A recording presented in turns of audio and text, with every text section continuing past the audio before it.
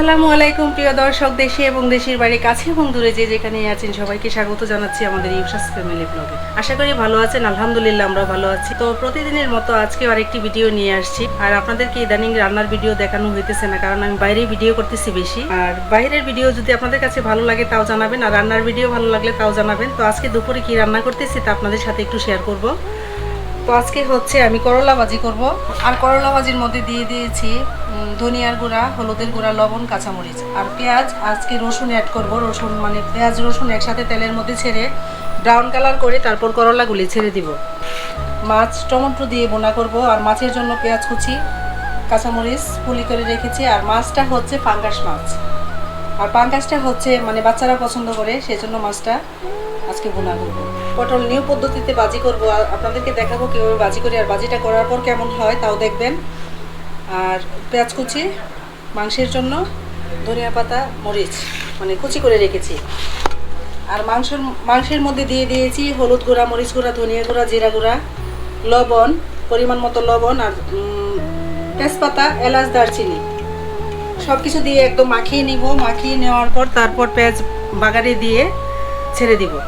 তো আমার প্রাণপ্রিয় দর্শকরা দেখুন, আমি চুলার পাড়ে আয়সা গেছি। আর চুলায় করলা ভাজির জন্য একটি কড়াই বসিয়েছি, আর মাছের জন্য আর একটি কড়াই বসিয়েছি। তো করলা ভাজির জন্য কড়াইয়ে দিয়ে দিচ্ছি তেল। তেলের মধ্যে দিয়ে দিলাম রসুন কুচি,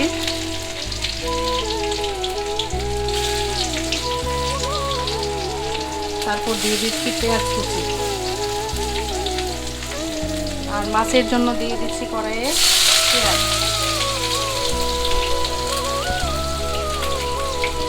মাছের জন্য মশলা কষানো হয়ে গেছে, এখন আমি দিয়ে দিব মশলার মধ্যে মাছ।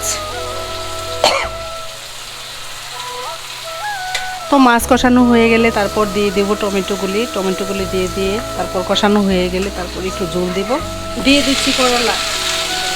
তো আমার করলা ভাজি হয়ে যাচ্ছে, আর একটু ভাজা ভাজা করব। আর করলা ভাজির মধ্যে আজকে রসুন অ্যাড করেছি। রসুন অ্যাড করলে স্মেলটা সুন্দর আসে আর খেতেও স্বাদ হয়। আর ওই চুলায় মাছের তরকারিও হয়ে গেছে। এখন আমি দিয়ে দিচ্ছি ধনিয়া পাতা। কিন্তু ওই দেশি ধনিয়া পাতার সিজন না, এখন এই লম্বা লম্বা ধনিয়া পাতাগুলি পাওয়া যায়। তো আমি ধনিয়া পাতা ছাড়া তরকারি রান্না করতে পারি না, খেতেও পারি না। তো আপনাদের ভাইয়াকে বলবো ধনিয়া পাতা লাগবেই আমার। আর সবসময় আমার ফ্রিজে থাকে, দেখা যায় যে নষ্ট হয়ে যায়। তারপর এই দুইটা নামিয়ে তারপর আমি মাংসটা রান্না করব আর পটল ভাজি করব। আর পটল ভাজিটা হচ্ছে স্পেশাল ভাজি, আর ভাজিটা দেখাবো আপনাদেরকে।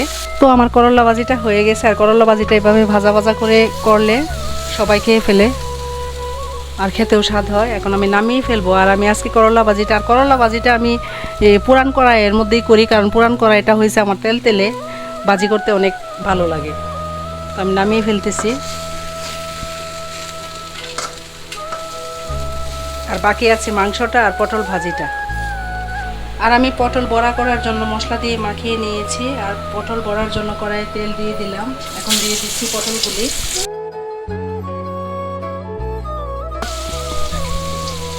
এক এক করে সব কটা দিয়ে দিচ্ছি। আর পটলগুলি অনেক দিন হয়ে গিয়েছিল, সেজন্য কালারটা একটু লালচে লালচে হয়ে গেছে।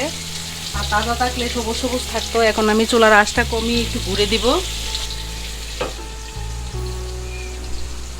তো আমার মাংসটা কষানো হয়ে গেছে। আর মাংস কষানোটা অনেক সুন্দর লাগতেছে, দেখুন তেল কত সুন্দর উপরে বেশি আসছে। এখন আমি দিয়ে দিব একটু পানি।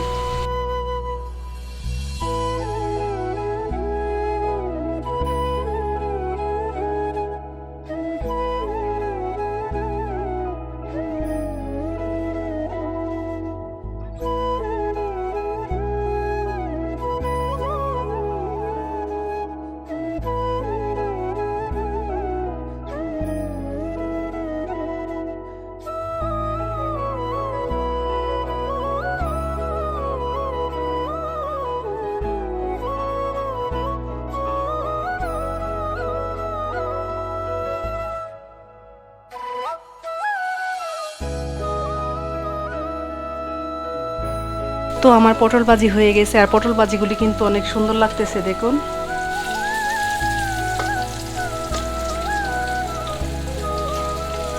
আরো সুন্দর হয়, একদম ফুলের মতো। ফুলের পাপড়ি যেমন ছেঁড়া থাকে এরকম থাকে।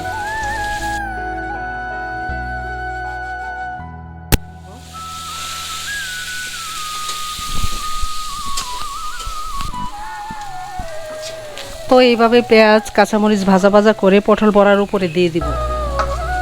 আর পটল বড়াগুলি তো আপনাদেরকে দেখাইছি কত সুন্দর হয়েছে। এর মধ্যে এইভাবে পেঁয়াজ ভাজাগুলি দিয়ে তারপর এভাবে মিশিয়ে নিব। আশা করি পটল বড়া দিয়ে ভাত খাওয়া যাবে 1 প্লেটের বেশি।